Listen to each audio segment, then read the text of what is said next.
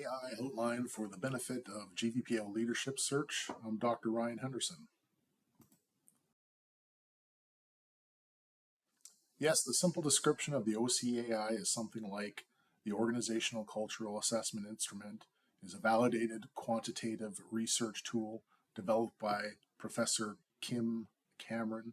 It is designed to evaluate, diagnose, and transform organizational culture based on the competitive values framework. However, it is a metric widely used in leadership transitions. The easiest academic read is the article using the organizational cultural assessment as a tool for new team development by Dr. Suderman, cited 136 times, which is pretty good for a small case study like this. Suderman states this tool has been used in over 10,000 organizations with more than 100,000 individuals. When you replace a leader, you have a new team. The standard OCAI diagram demonstrating its basic concepts to the right here, and how a new leader and organization may better face some challenges on leadership styles and expectations. However, when choosing a new leader, it gives a starting point or tool for those who are searching to see how well a prospective leader will align and possibly how the searchers inquire into how that particular leader will face these challenges. If it is then used over time by a new leader, it helps to objectively demonstrate to the organization how challenges are being met, resulting in greater trust. In one of the previous GVPL board meetings, somebody stated that followership didn't really need to be consulted on the leadership search, and this could not be farther from the truth. One of the leading professors in IOP, Dr. Robert Hogan, is adamant about the role of understanding followership before assigning leadership. The YouTube video on leadership, a discussion with Robert Hogan, has a concise summary of the importance of obtaining an accurate, objective assessment of followership before granting leadership. If you watch this video, be aware he is a behavioral psychologist and an anthropologist, so he tends to talk about the evolution of behavior. But if you want to skip to the 3-minute mark, the concise summary begins. Hogan fully endorses Cameron's metric. It is a tool that develops trust, good judgment, and allows the leader to demonstrate their competence to the followership. Accurate representation on the followership. I do not believe so. You have probably noticed I have said objectively a couple of times. Well, what about the work that has been done already assessing the followership by consultant Hadziev and director Janjera? It would have been seen as an incredibly unethical in the academic world, the way this was set up and designed. The GVPL leadership had a former head of tech services, so this person worked for GVPL for 15 years and left in 2021, and the director of systems integration, resource management, and information technology do focus groups and individual interviews on how followers felt about the organization and the leadership. This is problematic in the academic world.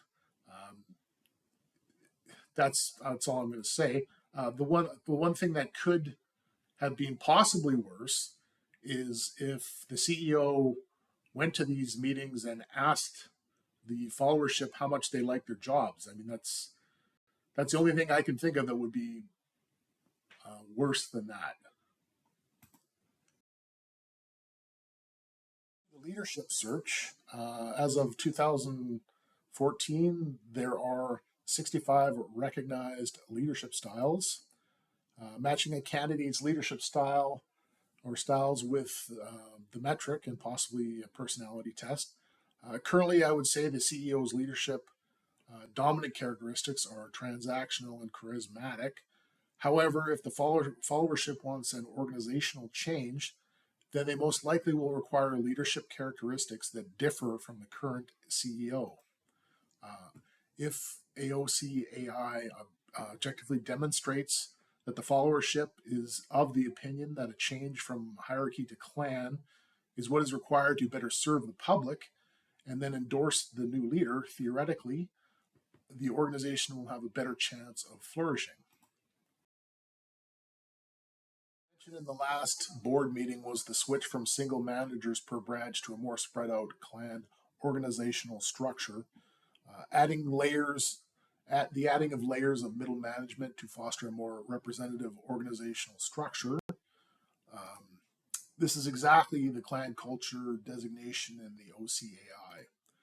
They're talking about fundamentally changing the library organizational structure from hierarchy to clan just before a leadership change.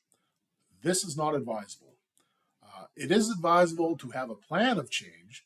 Then, for example, the new leader may interview possible new middle management. In this way, the new leader will feel they have the people in place that match or understand the new leadership shift.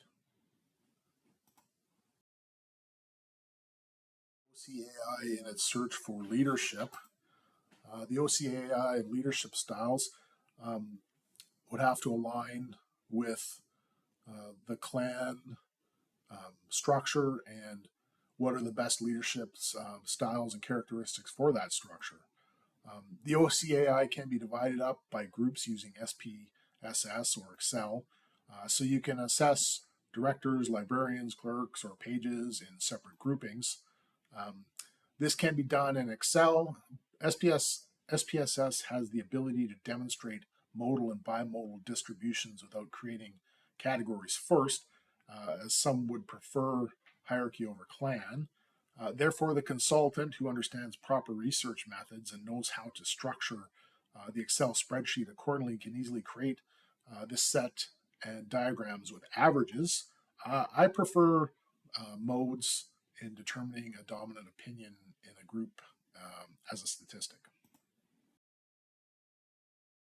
This is the psychometric analysis of the management skills assessment instrument, which aligns with the OCAI.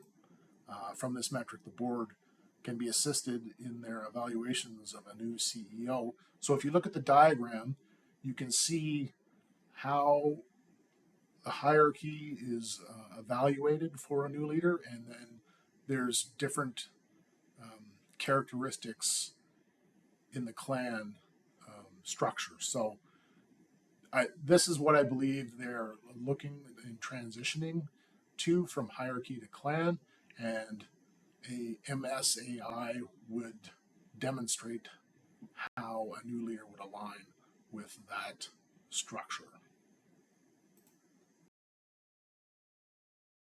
Future assessment recommendations. If the board is thinking about personality testing, I would recommend a Big Five or Ocean assessment related to leadership.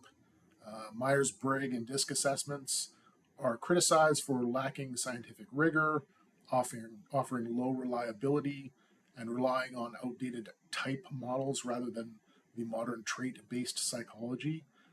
They are often viewed as pseudoscience or a horoscope for business, prone to the Barnum effect and misused in hiring despite being best suited for simple team building exercises.